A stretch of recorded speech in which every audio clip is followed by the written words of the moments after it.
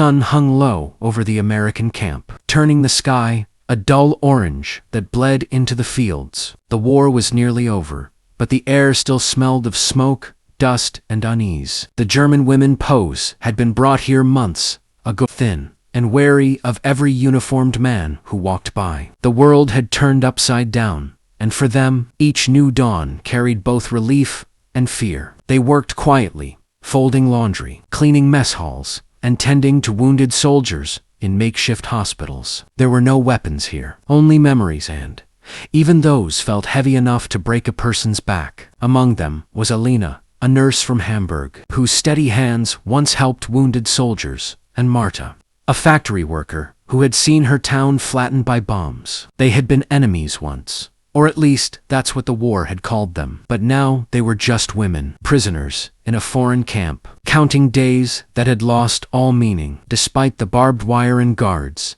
the camp wasn't cruel. They were fed, given blankets, even books, but fear never left them. Entirely, it stayed like a shadow behind their eyes. Most American soldiers treated them with basic respect, though curiosity often flickered in their glances. The war had taught everyone to dehumanize, to see uniforms instead of faces. But even here, decency fought to survive. The commander of the camp, Captain Jonathan Hale, was known for his stern discipline. He believed in order, not cruelty, and his men respected him for it. Yet even the best rules can be broken in silence. One evening, when the sun had already slipped behind the forest, a strange tension began to build. Felina and Marta noticed whispers among the women's nervous eyes, glancing toward the barracks. Something had happened. No one spoke clearly, but fear passed between them like static. By morning, the air was thick with unspoken words. A few women refused to eat. Others sat in silence, clutching their coats tightly around themselves. Elena's heart pounded with the dread of something she couldn't name. Captain Hale noticed it too. During inspection, he saw the way they avoided the soldiers' eyes, how their usual quietness had turned into something darker. Hale was a man who had survived battlefields in North Africa and France. He had seen how easily cruelty grows in the cracks of war. That night, he called his second-in-command, Sergeant Miller, into his tent. "Something's wrong," Hale said quietly. "I can feel it." Miller hesitated, eyes darting away. "Sir, maybe it's just the end of the war. Everyone's tense." Hale shook his head. "No, this is fear, not fatigue." The commander ordered a discreet inquiry. He told the guards to rotate shifts, questioned the cooks, and spoke privately to a few of the women through a translator. At first, they said nothing. Their silence was heavy, fearful, the kind that comes from knowing justice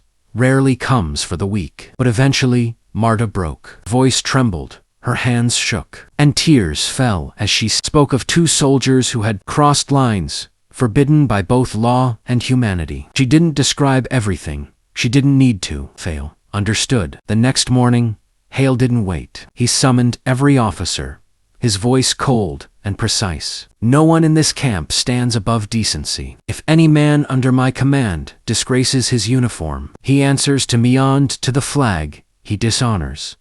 His soldiers stood stiff, eyes fixed ahead, but the message cut deep. He ordered an immediate confinement of the two accused soldiers, pending investigation. Word spread fast. Some whispered in disbelief.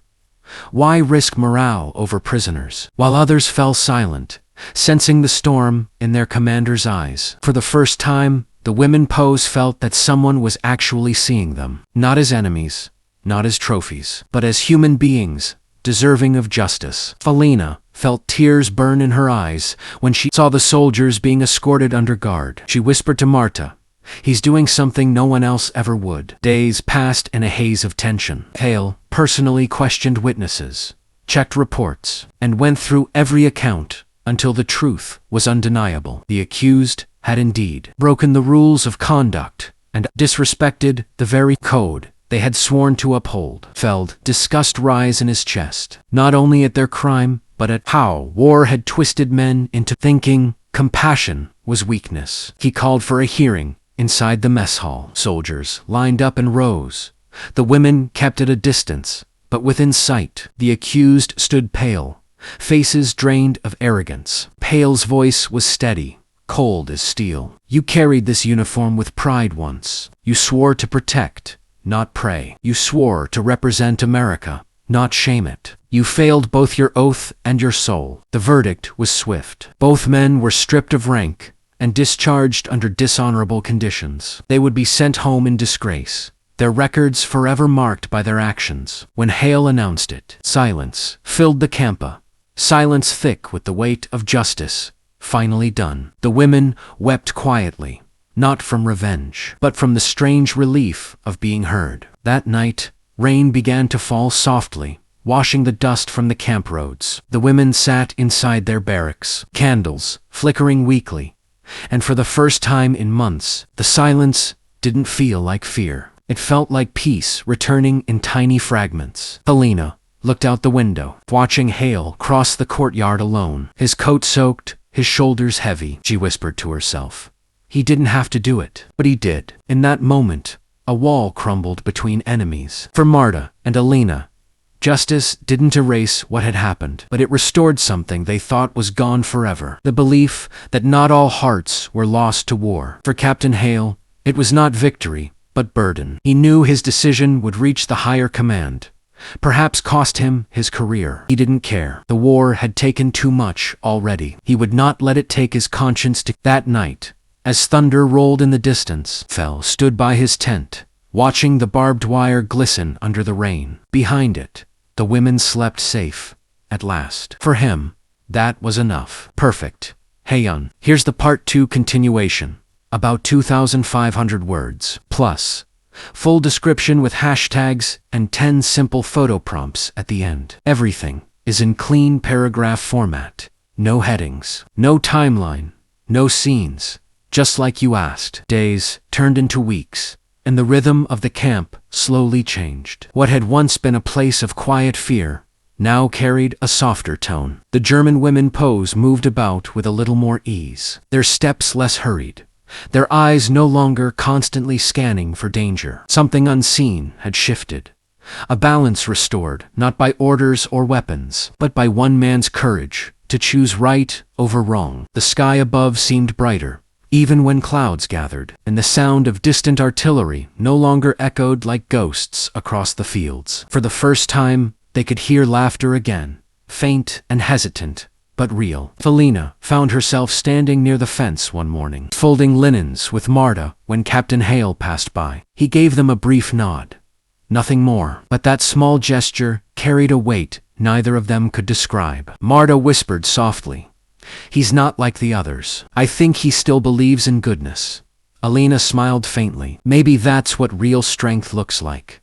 They returned to their work, unaware that Hale had paused a few paces away. The war had shown him faces twisted by hate and hunger. Yet these women, once enemies, reminded him what humanity was supposed to mean. Within the camp, other soldiers began to change too. Some had protested quietly when Hale made his decision, whispering that it would divide the ranks. But as days passed, they saw the difference it made. The atmosphere grew calmer. The tension that once filled every corner began to fade. Men started showing more respect, not because of orders, but because of example. Even the new recruits arriving from the front looked at the commander with a strange mix of fear and admiration. They understood that this camp was different. Discipline here wasn't about punishment. It was about dignity. Hale himself had grown quieter since the hearing. He spent long nights at his desk, writing reports under the dim light of a single lamp. His pen scratched across paper, recording details he knew might draw questions from higher command. But in every word,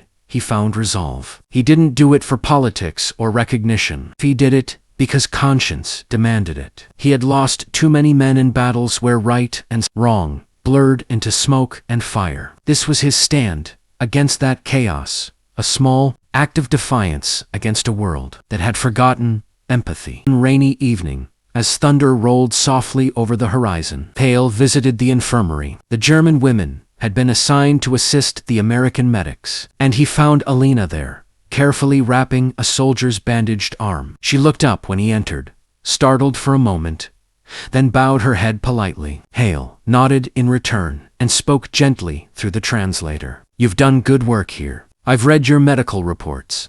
They've helped save lives.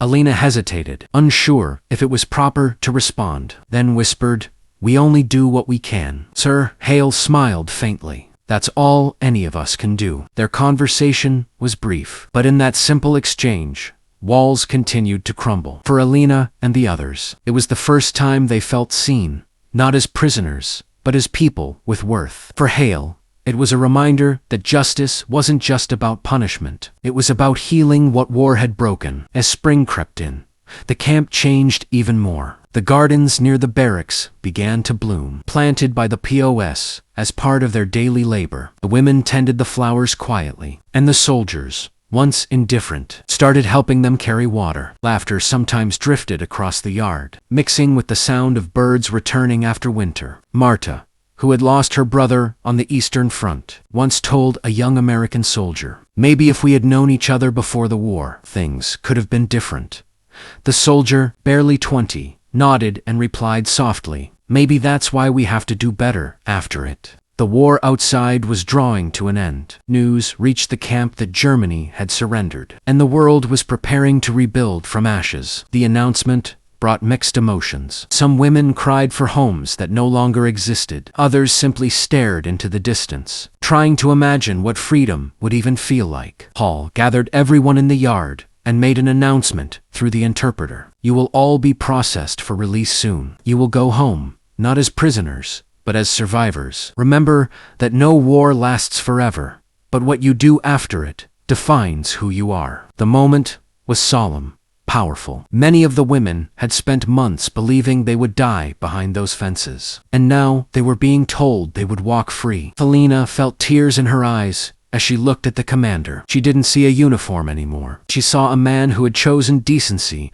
when no one else dared. That night, the women gathered quietly to pray, not for victory or revenge, but for peace, and for the strange man who had risked everything to defend their dignity. Hale's decision had not gone unnoticed by his superiors. A letter arrived from division headquarters, requesting an explanation for the disciplinary actions. He read it in silence, folded it, and placed it in his drawer without a word. Later, he walked to the edge of the camp, where the barbed wire met the forest. Moonlight glimmered off the metal, and the air smelled of pine. He thought of his wife waiting back home, of the friends buried in foreign soil, and of the 2 soldiers he had discharged. Justice, he realized, never came without cost, but some prices were worth paying. The final week before release, a convoy of trucks arrived. The POWs lined up, their belongings packed in small canvas bags. Many of them turned to look back at the camp, a place that had been both a cage and a shelter. Hale stood near the gate,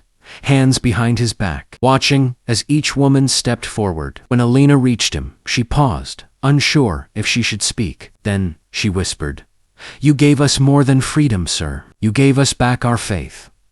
Hale's jaw tightened, and he simply nodded. "Go home and build something better than this," he said quietly. "That's all the thanks I need." Marta smiled tearfully, waving as she climbed onto the truck. The engines roared to life, and one by one, the vehicles rolled out through the muddy road leading away from the camp. Dust rose behind them, glowing gold in the morning sun. Hale watched until the last truck disappeared beyond the trees. For a long time, he stood there alone, the sound of the wind carrying faint echoes of voices now gone. In the days that followed, the camp began to empty. The tents came down, the fences were dismantled, and silence took over where once there had been the hum of daily life. Hale remained until the very end, overseeing every last detail. When the final flag was lowered, he saluted it with quiet respect, his heart heavy yet calm. War had taken his youth, his friends, his peace, but it had not taken his soul. That was his victory. Back in Germany months later, Alina and Marta found themselves in a small village that had survived the bombings. They rebuilt what little they could, planting gardens, tending to children, and trying to live without fear. Sometimes at night, when the world was quiet, Alina would think of the American camp, of the man who had refused to turn away from justice. She often told others, not all of them were cruel. There was one who remembered what it meant to be human. Years later, long after the world had moved on, a letter arrived at Hale's home in Virginia. It was written in careful German, translated by a friend. It said simply, "Because of you, we learned to trust again. Because of you, we believe peace is possible." He held the letter for a long time, staring out the window at the hills beyond his farm. Outside, his children played in the yard, laughing as sunlight fell through the trees. Cale closed his eyes, breathed deeply, and smiled faintly. The war was over. But in a small way, the goodness he had fought for still lived on across oceans, in hearts he would never see again, and that was enough.